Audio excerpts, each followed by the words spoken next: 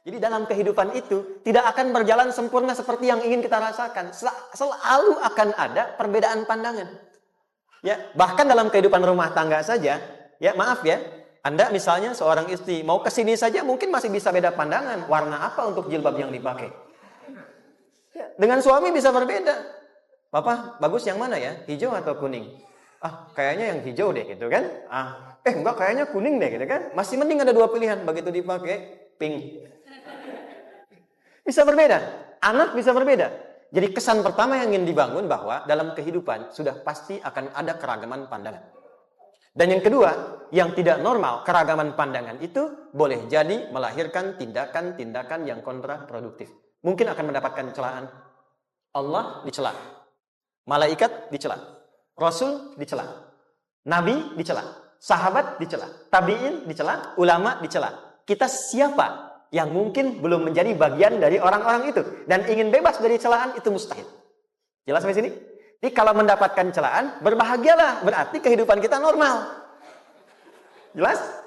Pernah mendapatkan celaan dalam hidup? Halo? Pernah disoal oleh orang lain? Pernah direndahkan oleh orang lain? Nah, Allah tuh memberi kesan kepada kita, jangankan engkau, Rasul yang paling mulia saja pernah mendapati itu. Tapi bagaimana seni mendapatkan ketahanan sehingga dalam dicela pun tetap tenang. Dalam disoal pun tetap hatinya nyaman. Karena ketenangan itu yang membawa pikiran tenang dan tindakan yang terukur. Dan kadang-kadang ketenangan itu lebih penting bahkan dibandingkan dengan harta yang berlimpah. Seringkali saya berikan perbandingan dari sejak dulu kita belajar kan. Coba pilih mana? Saya yakin masih konsisten. Pilih mana? Kaya tapi gelisah atau miskin tapi tenang. Tidak boleh ada pilihan ketiga, saya tahu itu. Kaya tapi gelisah atau miskin tapi tenang, pilih mana? Ya, saya tahu lah. Kaya tapi tenang. Oke, di fase ini wahyu belum turun. Nabi sudah ngajar, turun wahyu, turun al-ala, turun beberapa surah. Tiba-tiba ada masa jeda, wahyu belum turun. Sepekan belum turun. Sebulan belum turun. Disitulah muncul seakan ada amunisi bagi orang-orang yang tidak senang dengan Nabi, tidak senang dengan ajakan Nabi pada kebaikan. Ini poin yang kedua. Kalau Anda berbuat baik, pasti ada tantangan.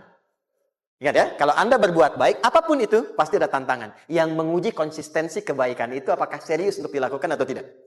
Maka mulai muncul tuduhan. Lihatlah, Muhammad udah ditinggalkan sama Tuhannya.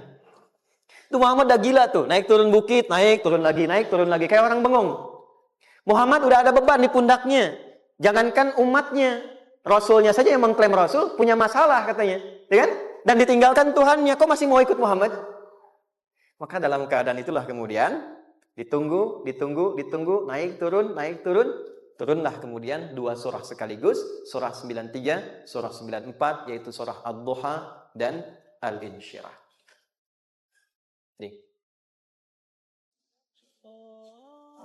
Oke. Ini materinya dahsyat ya, penting sekali, saking pentingnya ini cepat habis tuh. Sekali lagi. Jazakallah khair. Kelihatan ya? Baik, yuk pelan-pelan.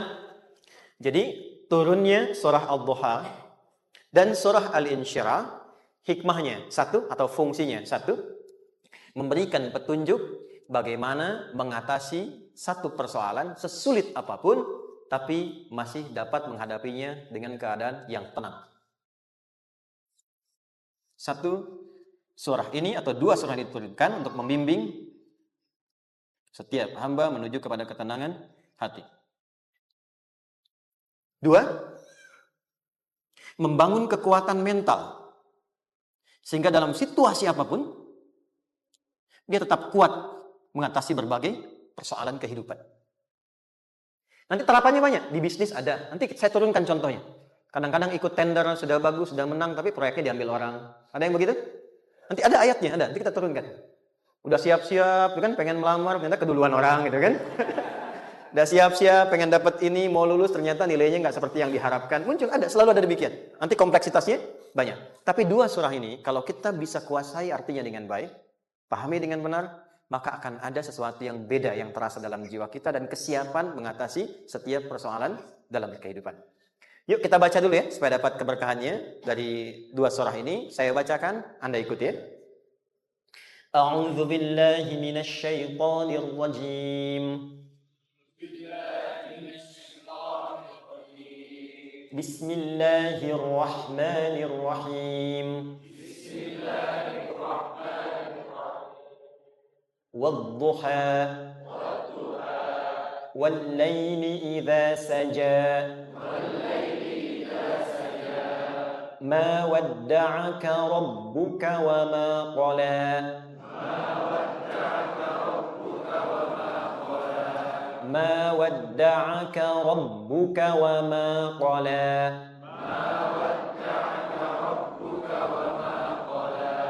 Walal akhiratu khairul laka minal ula.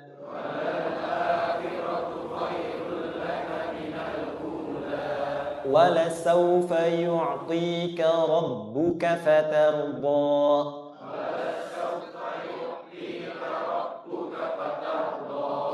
ألم يجدك يتيما فآوى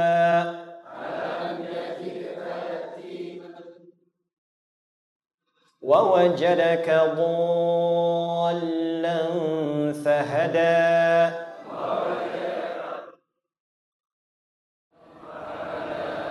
ووجدك عائلا فأغنى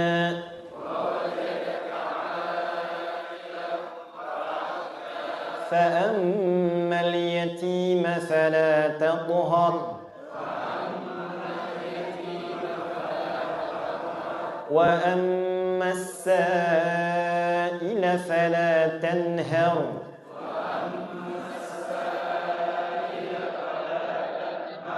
وأما بنعمة ربك فحدث.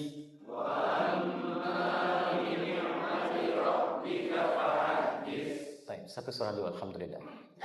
Izin saya bacakan tadi untuk diikuti supaya setidaknya kalau kita pulang dan ditanya bagaimana hidupmu engkau jalani, seperti apa engkau berinteraksi dengan Quran yang telah aku turunkan, maka kita pernah menjawab, ya Allah, kami pernah bacakan itu. Jangan pernah kita berkehidupan sampai wafat dan tidak pernah berinteraksi dengan Quran walaupun sekedar membacanya. Wadduha, aku bersumpah, setiap huruf waw yang berada di awal kalimat di satu surah itu makna utamanya berarti sumpah. Ya, qasam, sumpah. Seringkali diartikan demi, ya.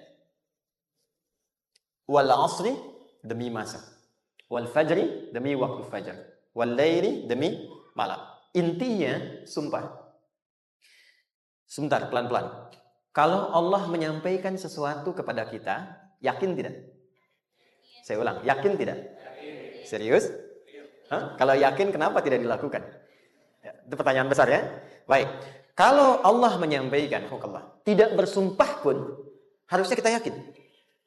Tapi kalau Allah bersumpah, dalam kaidah ilmu tafsir, berarti ada sesuatu yang sangat penting. Yang saking pentingnya akan sangat dibutuhkan oleh setiap hamba, sehingga diminta setiap hamba itu fokus menyimak apa yang mau disampaikan. Bahkan saking pentingnya menyimak itu, Allah bersumpah. Jelas? Jadi kalau teman-teman menemukan di Quran ada ayat dibuka dengan sumpah, berarti ada kasih Allah yang tinggi yang akan disampaikan di ayat itu sampai meminta kita fokus untuk menyimaknya. Ad-duha, untuk memudahkan maknanya, teman-teman kalau waktu duha itu jam berapa ya? Oke, sebetulnya dimulai sejak matahari itu mulai naik, yang memantulkan ya atau menyinari cahayanya itu mulai terasa lembut. Ya kalau misalnya kita ambil 1,5 jam setelah subuh. Sekarang subuh 4:30 lah, taruhlah 4:30 ya. 1,5 jam berarti jam 6 kan? Nah itu awal duha tuh. Awal duha. Sampai ke pertengahan kurang lebih 9:30 jam 10. Akhir duha jam 11 sampai menjelang ke zuhur. Awal duhanya disebut dengan syuruk namanya. Syuruk. Jadi syuruk itu awal duha.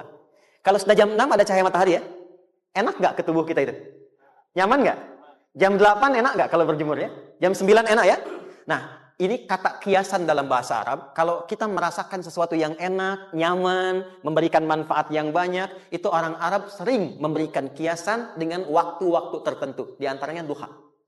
Jadi kalau kita menemukan kalimat duha, jangan langsung diartikan ke waktu duhanya. Boleh jadi yang diinginkan adalah makna di balik itu, yaitu semua kenikmatan dan kenyamanan yang didapatkan. Cara mengartikan ini, wadduha, aku bersumpah kata Allah, ya Muhammad, demi semua kenikmatan yang kau rasakan dalam hidup, seperti engkau merasakan kenikmatan cahaya duha itu. Jelas? Wal-laili idza saja, dan aku bersumpah, al-lail, lail itu apa? Malam. Baik, lail turunannya, layali jamaknya, lela, lili, lala, itu malam. Jadi kalau ada ibu leli, ibu malam-malam ya. Lail. Oke. Lail itu malam. Malam gelap nggak?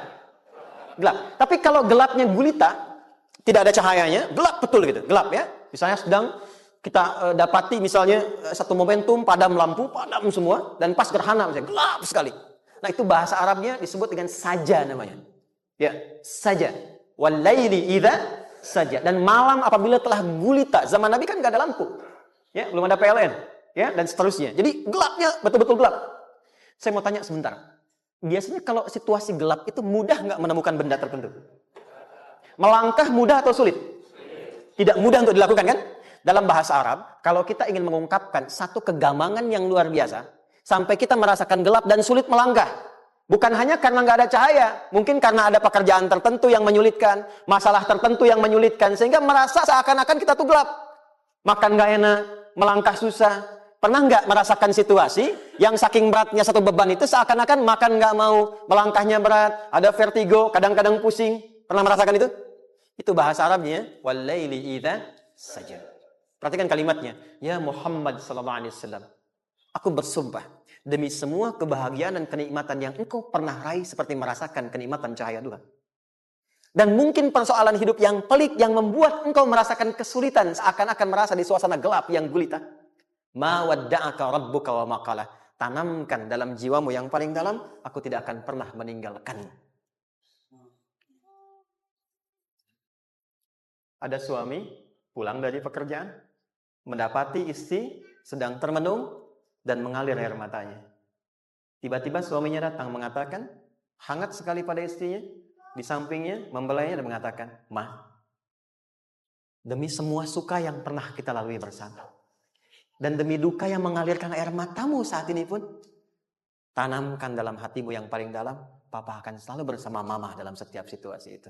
Kira-kira para ibu merasakan itu bagaimana perasaannya? Masa sih? Tapi itu menarik loh. Menarik ya. Jadi kalau teman-teman ngaji surat Yusuf, di surat Yusuf itu laki-laki diilustrasikan dengan matahari. Perempuan diilustrasikan dengan rembulan. Ya. Inni ra'aitu ahada asyara kaukaba wasyamsa wal qamara ra'aituhum li sajidin. Ayah, aku melihat bulan dan matahari serta 11 gemintang sujud hormat kepadaku. Jadi matahari diartikan itu sebagai laki-laki. Suami, ayah. Kenapa disebut matahari? Diilustrasikannya, matahari itu kan menyengat dengan kuat. Kalau kita menjemur, mengeringkan pakaian, melindungi. Tipikal suami itu melindungi. Ada yang ganggu istri, sengat dengan kuat. Ada air mata yang mengalir, hey, keringkan itu sehingga tidak larut air mata mengalir di pipinya. Itu matahari. Sebaliknya rembulan. Rembulan itu kan enak dipandang, bukan bulannya ya. Bukan bulannya. Kalau bulannya kan desainnya nggak sempurna, baik terlihat. Tapi cahaya rembulannya tampil dengan indah, tampil dengan baik, enak dipandang, menenangkan dan tidak tertukar. Jangan sampai ada istri jadi matahari, suami jadi rembulan. Jelas ya? Dengan kekuatan bulan aku menghukummu, ya kan? Itu. Oke. Tahan sampai sini, tahan. Lihat baik-baik. Saya berhenti sampai sini dulu. Kalau di Quran ada ayat menyebutkan, tidak spesifik orang yang disebutkan. Dan kapan kejadiannya? Maka peristiwa itu akan terjadi dan dialami oleh kemungkinan generasi berbeda di setiap masa dengan tokoh berbeda tapi perasaan yang serupa. Sebaliknya, kalau disebutkan namanya, jelas identitasnya, kapan kejadiannya, maka peristiwa itu hanya akan menimpa orang tersebut dan tidak akan dialami lagi orang lain setelahnya. Saya tanya dulu yang akhwat, yang perempuan. Kenal Maryam? Kenal, bagus. Kenal di mana? Maryam anaknya Imran. Mengandung, melahirkan Isa alaihissalam, Yesus, Mesias, tanpa disentuh laki-laki manapun. Dan di Quran identitasnya disebutkan langsung. Maryam binti Imran. Wa Maryam ibnata Imran. Ini menunjukkan kesan bahwa yang mengandung dan melahirkan tanpa disentuh laki-laki manapun. Itu hanya Maryam anaknya Imran. Ingat ya, mengandung, melahirkan tanpa disentuh laki-laki manapun. Bukan mengandung, melahirkan tanpa suami. Kalau itu banyak dia. Ya, mengandung, melahirkan tanpa disentuh laki-laki manapun. Hanya Maryam binti Imran. Tapi kalau nggak disebutkan siapa orangnya, kapan kejadiannya, tidak detail disebutkan, ini artinya situasi itu akan dialami kembali oleh orang di masa depan dengan generasi yang berbeda, tapi substansi yang sama. Pertanyaannya, pernahkah kita mengalami situasi yang sulit sampai seakan merasa gelap? Nah, baik, maka adab yang pertama, jika mengalami situasi seberat apapun dalam berkehidupan, maka dekati Allah Subhanahu wa Ta'ala. Ini awalnya, dekati Allah. Apalagi kalau ada yang mengatakan ini nggak mungkin, ini nggak akan terjadi, ini nggak bisa. Kalau sudah ada tanda seperti itu tanda langsung dari Allah, supaya Anda diminta langsung mendekat kepada Allah dan tinggalkan semua makhluk. Karena Allah hanya akan mengabulkan langsung kepada Anda tanpa perantara siapapun. Itu yang terjadi pada Nabi Zakaria. Ini nggak mungkin, ini mustahil. Maka beliau langsung memohon kepada Allah dan langsung menyebutkan, ya Allah, saya minta darimu saja, tidak dari yang lain. Maka dikabulkan seketika. Jadi yang pertama, jika punya kesulitan sebesar apapun, seberat apapun, cepat dekati Allah. Maka di situ akan dijawab langsung oleh Allah, ma wadda'aka rabbuka wa ma qala. Hambaku, sepanjang engkau mendekat kepadaku, maka yakinkan dalam dirimu, situasi apapun yang kau rasakan, aku tidak akan pernah meninggalkanmu. Sudah? Satu? Paham sampai sini? Oke. Pelan-pelan ya. Saya belum bicara caranya. Saya baru bicara di awal motivasinya. Dekati Allah dulu, nanti caranya didetilkan di surah Al-Insyirah. Teruskan. Ma wadda'aka rabbuka wa ma qala. Walal akhiratu khairul laka minal. Perhatikan. Hei, seberat-berat bebanmu saat ini, ingat, satu saat akan tuntas. Dan ini pun ujian. Kalau sudah meninggal, gak ada ujian lagi. Dan nanti, kehidupan yang sekarang, apapun yang kau pertentangkan, perdebatkan, perselisihkan, itu semua akan ditinggalkan. Jadi ternyata Allah mengungkap hakikat kehidupan dunia. Apapun yang diperselisihkan, itu unik ya. Orang berselisih pada yang akan ditinggalkan. Aneh nggak? Ada orang berebut makanan, ya kan? Rebutan sampai berkelahi dan sebagainya. Pada akhirnya, makanan yang diperebutkan itu pun akan ditinggalkan. Yang ini meninggal, itu meninggal. Jadi memperebutkan sesuatu yang pada akhirnya akan berakhir. Kata Allah, Allah sampaikan, jika Anda mengalami situasi, sesuatu yang mungkin membuat berat, tanamkan pada jiwa kita. Hei, yang aku kejar-kejar ini, boleh jadi aku akan tinggalkan juga. Kenapa aku harus menangisi dan larut pada sesuatu yang tidak abadi? Maka Allah hibur kita dengan mengatakan, kamu tenangkan diri dulu. Semua yang kamu pikirkan sampai membuat kamu berat begini, pada akhirnya kamu tinggalkan. Dan yang abadi itu akhirat. Walal akhiratu khairul laka minal. Dua, pelan-pelan sikapi setiap masalah dengan proporsional. Jangan terlalu larut dalam sesuatu. Dapat job satu, pengen, dah siap, kontraknya besar, tiba-tiba hilang. Dipikirin, Anda mikirkan itu pun gak akan balik. Proporsional aja dulu. Ya, nanti caranya akan turun nanti di Al-Insyirah. Tenangkan diri dulu. Prasangka baik kepada Allah Subhanahu wa Ta'ala. Boleh jadi apa yang Allah ingin berikan sebagai pendahuluan sekarang belum sampai kepada kita karena Allah menyiapkan yang lebih baik di balik itu. Kita belum tahu ada apa di balik itu sehingga kita tidak dapatkan itu. Sehingga kemudian Allah katakan walal akhiratu khairul laka minal ula. Teruskan wala saufa yu'tika rabbuka. Pelan-pelan, orang yang punya sikap seperti ini itu cenderung lebih dekat mendapatkan ridha Allah dibandingkan dengan orang-orang yang larut dalam kesulitan. Orang yang move on dengan setiap persoalan dalam kehidupan, cepat berpikir secara proporsional, tidak menggantungkan hidupnya pada persoalan tertentu sehingga membuat dia menjadi beban, itu lebih mendekatkan dirinya kepada ridha Allah dibandingkan dengan orang yang meratapi persoalan hidup. Ya. Pelan-pelan. Jadi spiritnya, kalau punya masalah apapun, jangan dilarutin terus. Gak usah diratapi, cepat move on. Berpikir lagi, rencanakan lagi. Nanti, detailnya ada di Al-Insyirah. Tapi poin besarnya, janji Allah mengatakan, kalau Anda bisa move on, proporsional, maka yang dijanjikan oleh Allah, di situ Allah percepat datangnya ridha Allah Subhanahu wa Ta'ala. Kalau ridha Allah sudah datang, maka akan dua yang diberikan. Pertama kali, ketenangan di dalam jiwa, dan yang kedua, kemampuan untuk berikhtiar lebih baik mencapai apa yang diinginkan. Satu, kalau ridha Allah sudah diberikan pada seorang hamba, yang pertama diberikan ketenangan dalam jiwa. Bukan dunianya dulu. Bukan apa yang Anda ingin harapkan dulu. Pengen sesuatu, ya, pengen materi, pengen kedudukan, pengen lulus anaknya ujian, ya kan? Tiba-tiba terjadi sesuatu, diratapin, alih-alih meratap, alih-alih membuat status, alih-alih menyulitkan diri, kata Allah, terima dulu proporsional.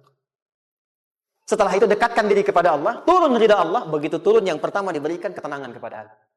Tenang dulu. Kalau sudah tenang, nanti dibimbing menyelesaikan apa yang sedang dihadapi itu. Itu poin yang ketiga. Pelan-pelan.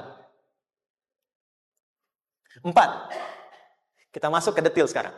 Perhatikan baik-baik. Ini yang paling menarik. Alam yajidka yatiman fa'ala. Muhammad SAW, bukankah dulu engkau yatim? Punya banyak masalah? Aku selesaikan juga. Ayahmu meninggal sebelum lahir, ada ibu. Ibu meninggal, ada kakek. Kakek meninggal, ada paman. Ya kan? Ada teman yang menemani Sayyidah Khadijah. Teman yang setia. Semua kebutuhan tersedia. Artinya apa? Perhatikan baik-baik. Kalau Anda punya masalah sekarang, jangan sampai melupakan yang dulu-dulu pun pernah tuntas Allah selesaikan.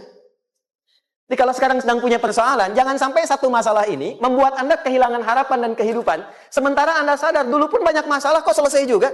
Kenapa dengan yang satu ini kita harus jatuh? Sekarang usia berapa? 20, 30, 40, 50. Sekarang usia 50 tahun, ada masalah, baru 5 menit datang, sudah merasa jatuh. Yang 50 tahun ke belakang yang banyak selesai itu kita nilai atau tidak? Maka kata Allah, seperti yang dulu pernah aku selesaikan ribuan masalah itu, yang sekarang pun mudah aku tuntaskan. Jelas? Nah, secara psikologi, orang-orang yang selalu bertindak seperti itu akan selalu punya harapan lebih tinggi untuk menyelesaikan persoalan itu. Jadi kalau sedang punya masalah, pikirkan yang dulu juga selesai, masa yang sekarang nggak selesai. Itu prinsipnya. Secara psikologis demikian. Jelas ya? Oke. Wa wajadaka dhallan fahada. Muhammad, dulu engkau pernah mengalami melihat masyarakat banyak berbuat yang tidak baik, aku berikan petunjuk. Kuncinya fahada di situ. Orang yang punya motivasi kuat dan keyakinan untuk bisa menyelesaikan persoalannya, maka dia akan lebih cepat mendapatkan petunjuk Allah untuk mendapatkan solusi terbaik. Ada sini. Saya agak cepat ya, mohon izin. Wa wajadaka 'ailan fa'aghna. Bahkan, maaf, bukan sekedar selesai. Kalau perlu saya bikin kaya, kata Allah. Aghna itu kalau ilmunya luas. Kalau harta, hartanya banyak. Kalau kedudukan, kedudukannya tinggi. Hei, engkau yang sedang mengejar kedudukan, aku tahan sebentar karena ada yang nggak bagus untukmu di sini. Tapi kalau kamu terima, aku angkat itu lebih daripada apa yang kamu harapkan. Kamu pengennya bintang 2, aku naikkan sampai bintang 4. Kalau perlu 5 sekalian. Hei, kamu yang ingin kampus di sini, aku tahan. Bahasa kamu nggak lulus, kamu nangis, kamu mengadu, kamu datang pada orang tuamu. Orang tua mulai protes, mulai curhat, macam-macam. Terima dulu. Mungkin di sini ada yang tidak baik seperti doa ibumu yang sering memohon, ya Allah. Jangan sampai anakku berbuat yang salah. Jangan sampai terjebak narkoba. Jangan sampai terbawa tawuran. Di sini ada yang kurang tepat untukmu. Kalau kamu ridha, kamu terima, kamu proporsional, bahkan aku pindahkan ke kampus yang lebih baik yang tidak kamu bayangkan sebelumnya. Di orang-orang yang selalu menerima apa yang Allah ujikan dan ridha dengan itu, maka Allah akan angkat derajatnya bahkan melebihi ekspektasi dirinya. Paham? Kalau sudah seperti itu, maka lihat ujung ayatnya. Lihat ujung ayatnya. Fa'ammal yatima fala taqhar. Hei, maka jangan pelit berbagi kepada orang lain. Share. Kalau sudah sukses, share. Berbagi. Bukan hanya materi. Bagi ilmunya. Ya. Bagi kebahagiaannya. Wa ammas sa'ila fala tanhar. Jangan sampai nunggu orang minta. Kalau lihat ada kawan yang butuh, sekarang Anda sukses. Tapi boleh jadi kesuksesan Anda itu tangganya dari teman-teman Anda. Kalau sudah teraih ke atas, lihat lagi anak tangganya ke bawah. Ajak teman. Jangan ditunggu minta. Ajak, bawa dia, berikan peluang. Jangan sampai dia minta, apalagi Anda bentak-bentak. Aku kan yang dulu bantu kamu. Jangan sampai keluar kata-kata itu. Kamu bisa naik di atas karena aku kan yang dulu bantu kamu. Kamu bisa jadi pemeran utama karena aku yang rekomendasikan. Karena aku yang dorong kamu. Misal, jangan sampai keluar kata-kata itu. Apalagi langsung keluar tidak. Ini karena ilmuku saja misalnya. Kalau itu bisa dilakukan dengan baik. Lihat ujungnya. Wa amma bi ni'mati rabbika fahaddits. Maka semua nikmat yang dirasakan akan mudah untuk diimplementasikan dan disyukuri. Jadi semua nikmat itu bukan cuma dirasakan. Jadi membagi semua nikmat itu adalah rasa terbaik untuk menikmatinya. Maaf ya, Anda kalau punya makanan, dimakan sendiri. Dengan dibagi sama-sama, kira-kira rasa nyamannya yang pertama atau yang kedua? Kedua.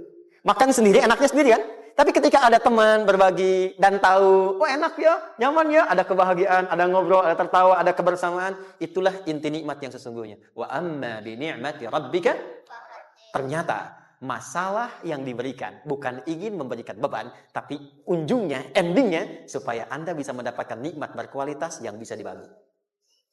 Lihat surat Ad-Duha itu jangan cuma lihat awalnya, lihat ujungnya. Ternyata ketika seseorang mendapat masalah, seberat apapun, itu bukan ingin membebani, tapi ingin meningkatkan kualitas hidupnya supaya mendapatkan nikmat yang lebih besar dan merasakan nikmatnya itu dengan berbagi. Itu poinnya.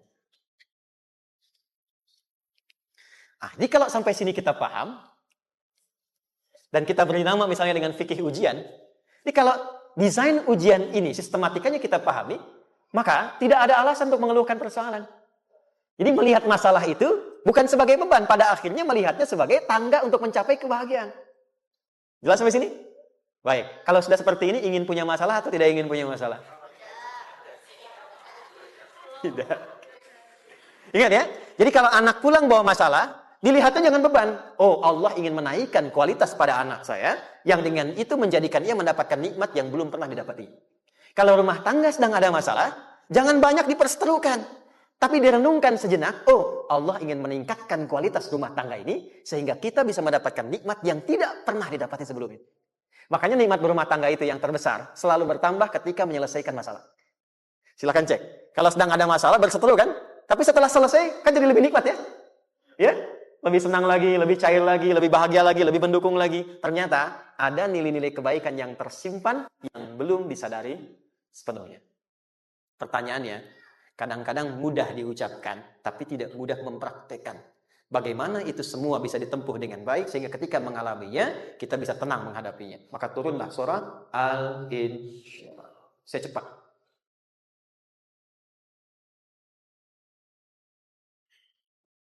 Teman-teman, ini apa?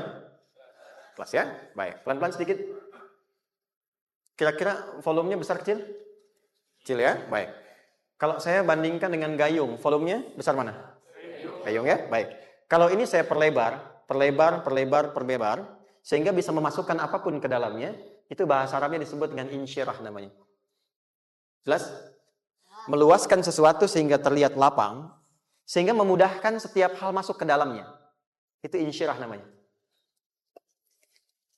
Surah ini diberi nama dengan surah Al-Insyirah, yang berarti sesuatu yang lapang, yang tenang, yang nyaman.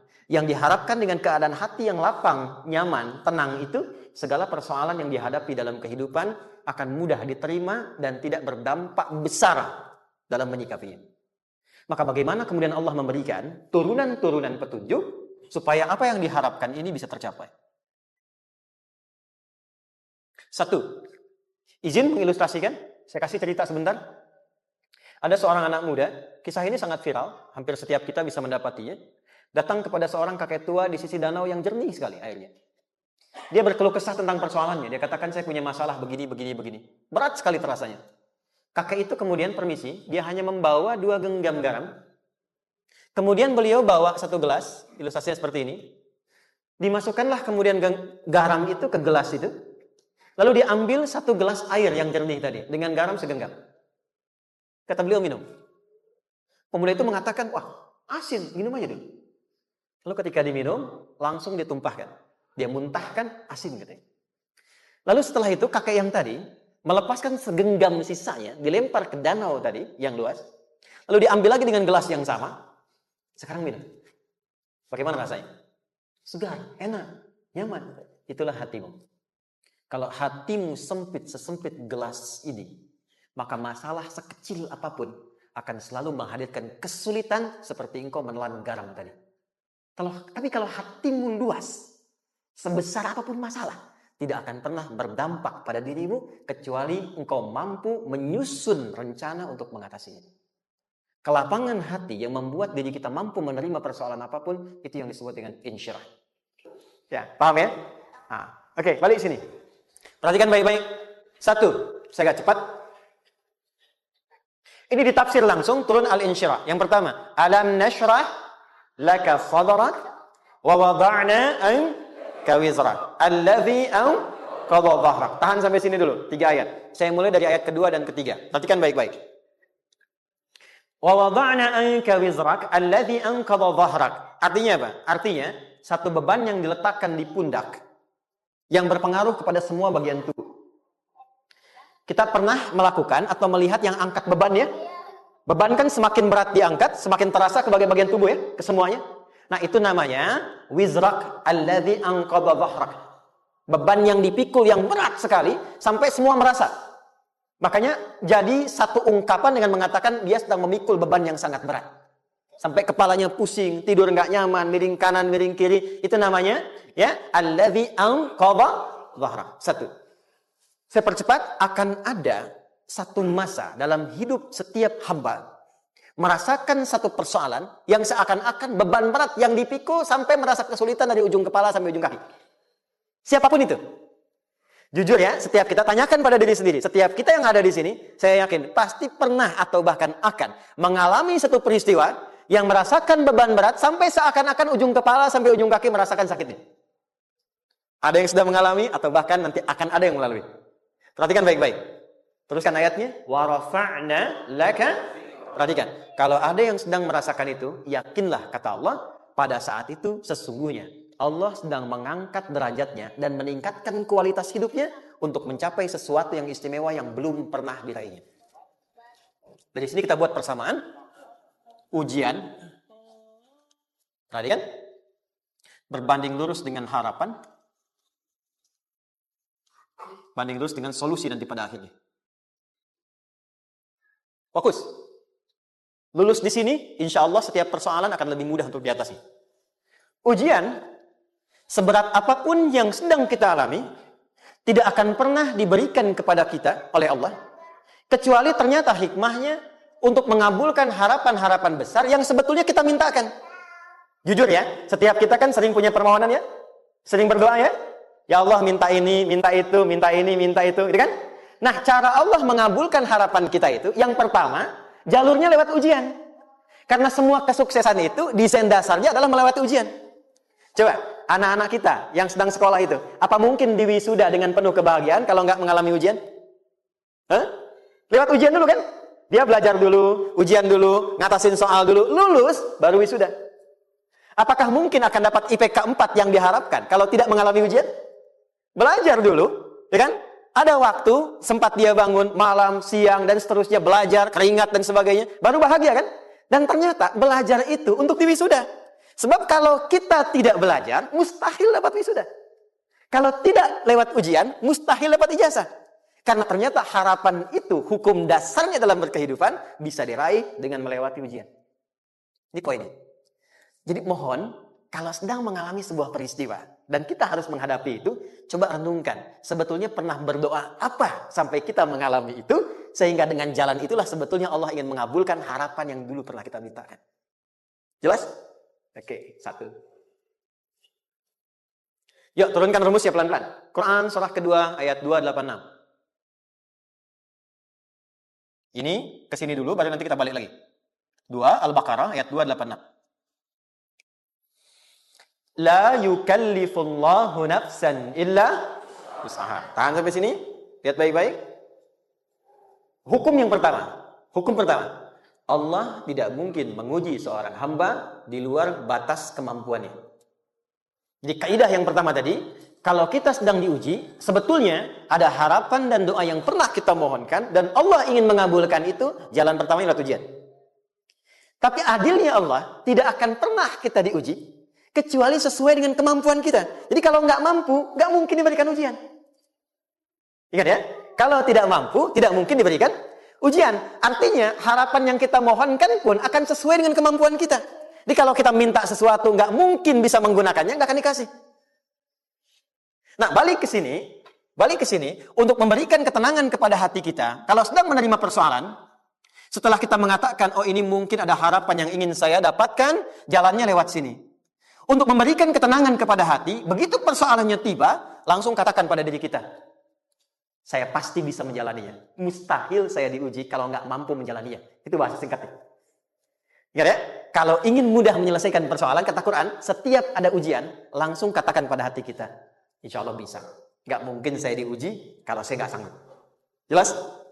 Dan tanamkan itu pada hati yang paling dalam. Ini nggak mudah. Kalau cuma disimpan di pikiran, jadi beban. Tapi kalau Anda tanamkan dalam hati, seberat apapun masalahnya, pasti saya sanggup. Pasti saya bisa. Pernah lihat dulu ada acara 90-an Benteng Hattori?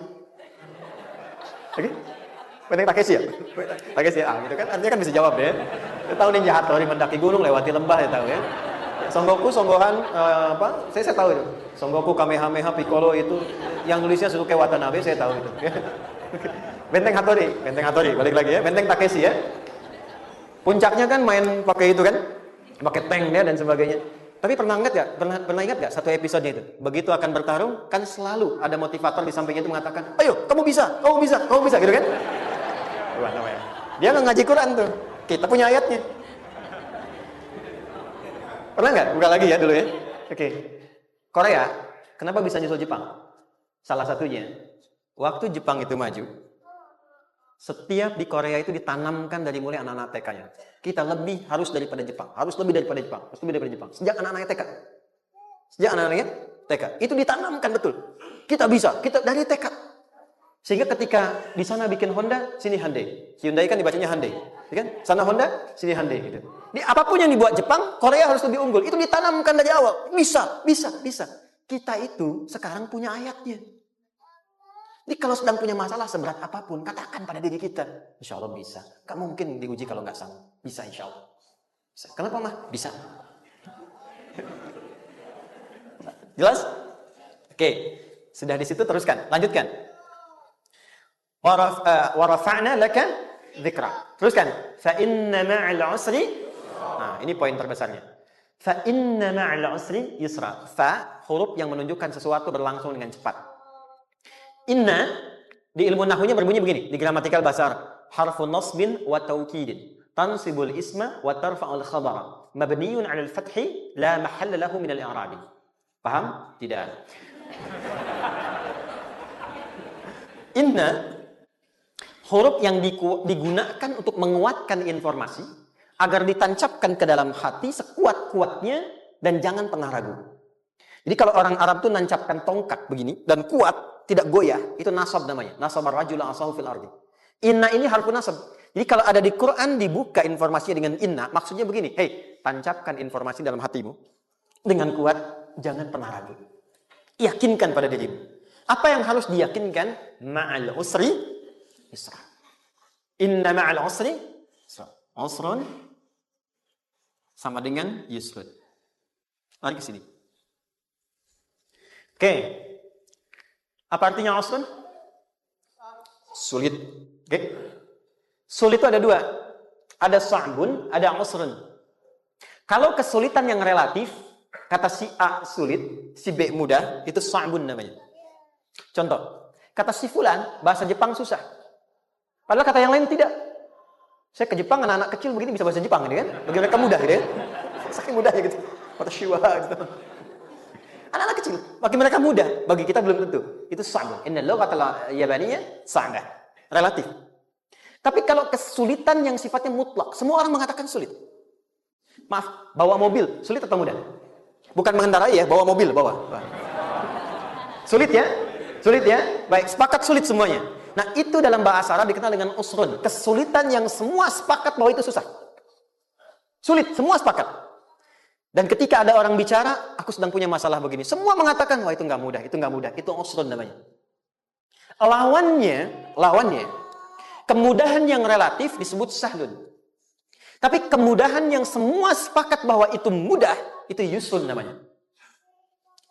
Mengangkat spidol. Semua mengatakan mudah, ringan. Itu yusrun namanya.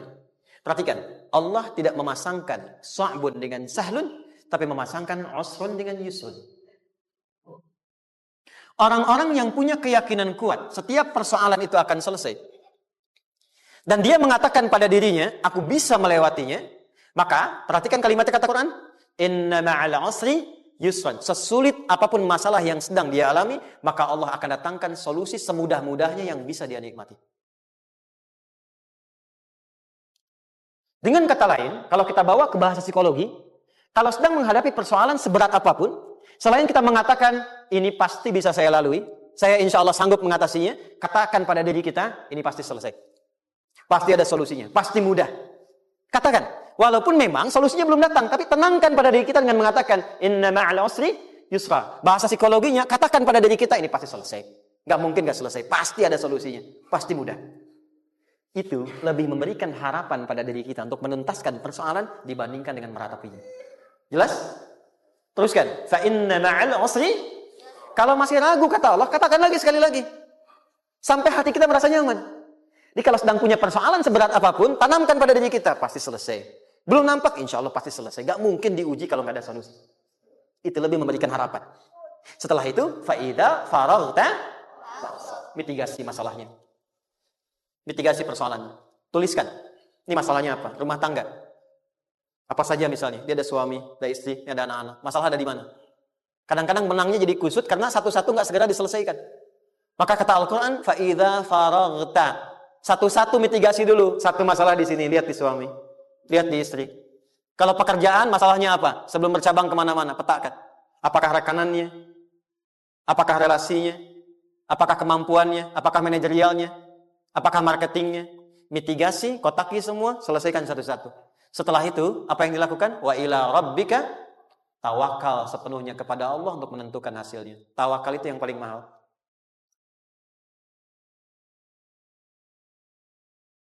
Anda kalau nggak punya kepasrahan, stres. Karena selalu memikirkan apa yang mau dikerjakan dan selalu orientasi pada hasil. Kita punya tawakal. Kalau kita mampu menyerahkan sesuatu, gini, di sini ada orang yang paling jago misalnya main basket. Ada pertandingan basket. Begitu dibuka, udah tim musyawarah serahkan aja pada si fulan. Kan? Dia yang paling jago, dia. Bukankah dengan menyerahkan itu bukan hanya kita berikan sebuah tugas, kan? Tapi dengan itu ada kelapangan tersendiri kan? Yakinlah sukses, ini paling hebat. Pernah ada perasaan gitu? Sekarang, siapa yang paling mampu menguasai? Siapa yang paling hebat menyelesaikan segala hal? Siapa yang punya segalanya? Bukankah Allah? Orang-orang yang punya tingkat tawakal yang tinggi. Maka, satu, dia akan lebih stabil keadaan mentalnya dan tidak akan pernah gelisah dengan kekecewaan. Gak ada kecewa. Karena tawakal itu, kalau sudah kepasrahan, pasti menerima hasil. Kalau sudah tawakal, terserah Allah tetapkan apa saja. Mau dapat sekarang, dapat besok, dapat nanti.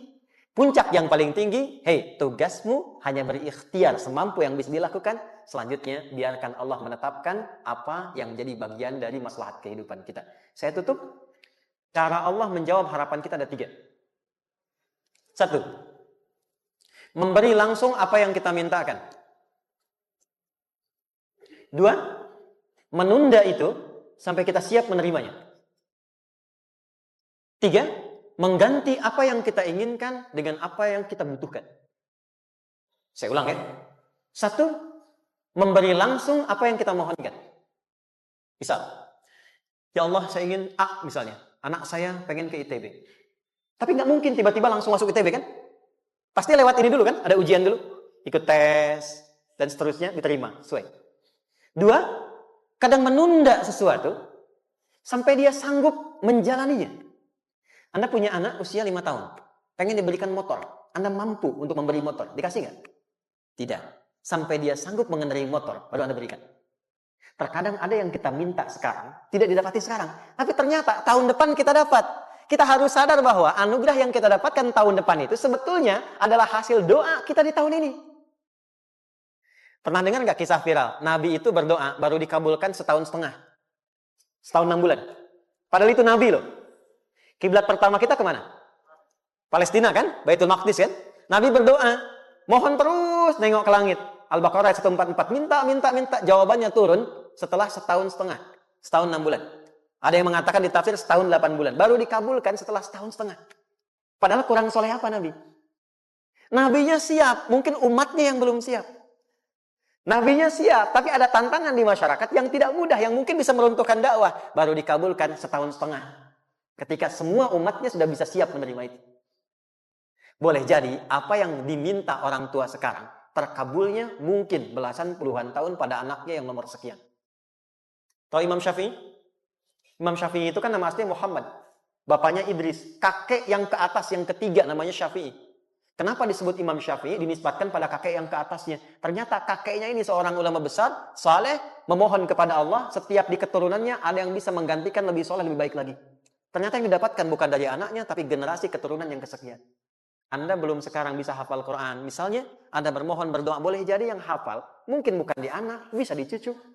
bisa di bagian keluarga yang lain. Maka terkadang tawakal itu tidak hanya memberikan hasil yang cepat, tapi memberikan keindahan yang terasa tertunda, tapi melengkapi kebahagiaan yang dirasakan. Penutupnya, boleh jadi minta ke ITB, diterimanya di Unpad. Minta motor, dapatnya mobil. Kalau itu senang, luar biasa. Minta mobil, dapatnya motor, gitu kan? Ternyata kadang-kadang di sini yang terakhir, saya tutup, Allah mengabulkan apa yang kita butuhkan, bukan apa yang kita inginkan. Anak Anda sakit, dibawa ke dokter. Kata dokter, jangan dulu makan jeruk. Maka Anda pulang, dia minta jeruk. Anda berikan apel. Saya nggak mau apel, Mas. Saya pengennya jeruk. Nggak apa-apa, nah. Ini apel rasa jeruk, misalnya kan. Anda berikan. Ternyata apa? Bukan ingin menyakiti dan tidak mengabulkan keinginan anak, tapi lebih memberikan apa yang dia butuh. Kadang-kadang maaf ya, teman-teman mintanya proyek A, udah capek, di situ nggak dapat. Dapatnya di yang lain. Teman-teman, itu Allah berikan sebetulnya hasil